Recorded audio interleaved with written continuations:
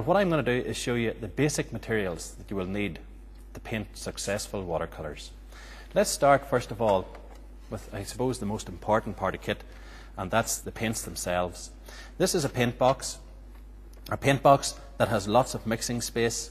It has a little tray here in the centre that holds the colours that you're going to need.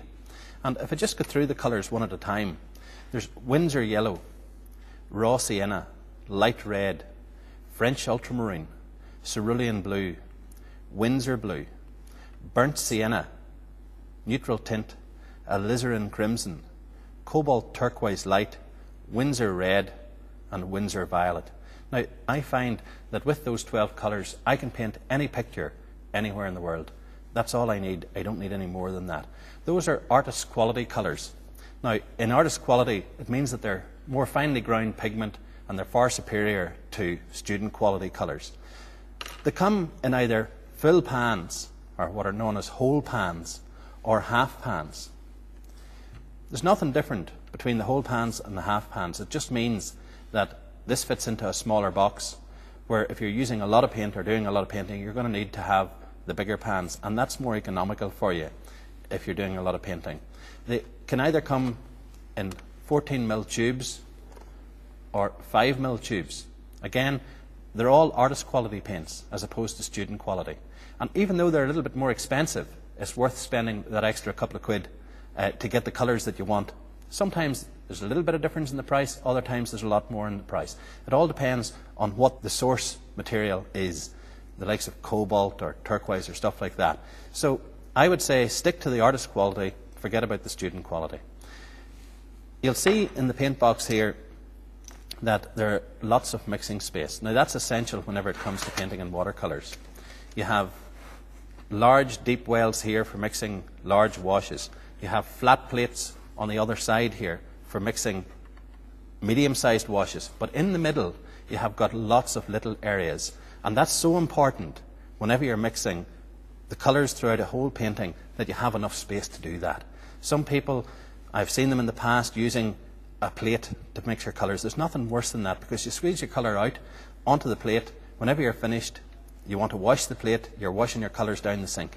This way you can put your colours out. Whenever your colours are running out, you can replenish them from the tubes straight into the little pans. And they can stay there for a day, a week, a month, a year. It doesn't really matter.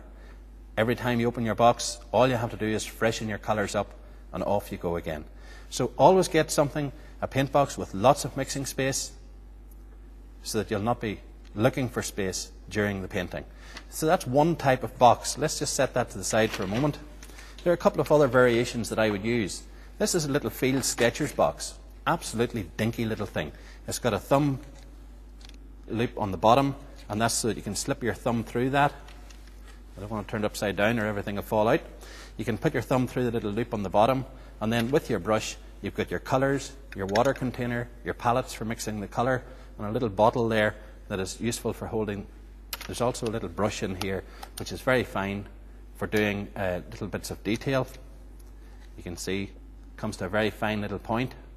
But that's a dinky little thing to have if you're just going out to sketch a few things, but you're not really interested in doing a full painting until you come back to the studio. I find it invaluable. Those are all artist quality paints, and again, the paints are always set out in the same format, in 4 blocks of 3. Winsor Yellow, Raw Sienna, Light Red, and so on down to Winsor Violet in the bottom right-hand corner. There are other variations of that. Again, another dinky little box, got lots of mixing space on it. But ideally, whenever you're painting with a small box like that, you'll want to have some other mixing palette available to you. And I find that something like that is just about right, because it has deep wells. It has got wells that will hold a lot of wash. So for your larger sky washes and your medium washes, that's ideal.